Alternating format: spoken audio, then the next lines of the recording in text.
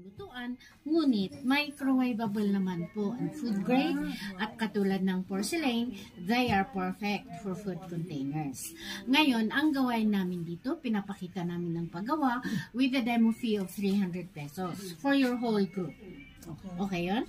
Okay. So, ang unang-una kong gagawin, isa-center ko muna ang clay with the speed of the wheel and with the pressure from both of my hands. Ito po ang centering.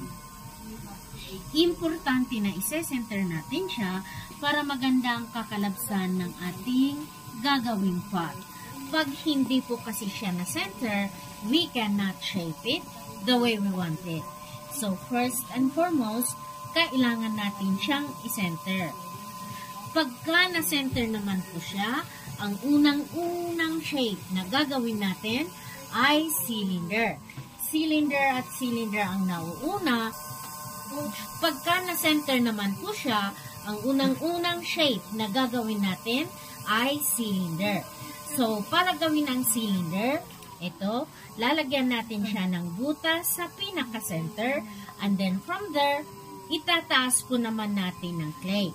Kung paano natin gagawin yun, i-compress sa ilalim, and then we slide our fingers up, hanggang taas.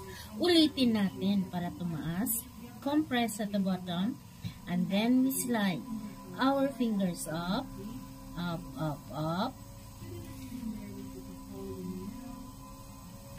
Hanggang sa pinakamataas. So, ito na po ang ating cylinder. Ngayon, out of this cylinder, we are going to shape it to another shape. So, sa shaping naman, ang pressure, manggagaling muna from my inside hand.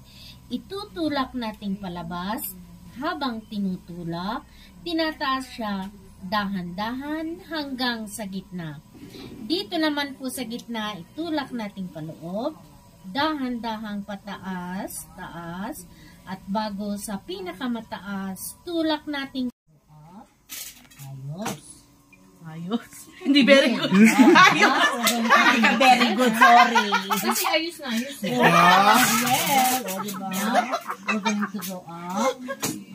This is feeling the clay. Yes. Very good. Ayan. Naibawi, Up to the top. Kasi daw magkaka-educate. Okay. Ito na ang sinaklap mo siya yung chef mo. Ngayon, isi-shake ko rin siya. So, itutulak mo siya palabas habang tinutulak.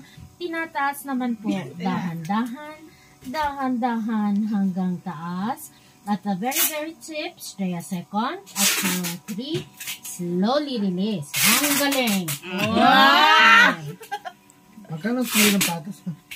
Braso. Okay.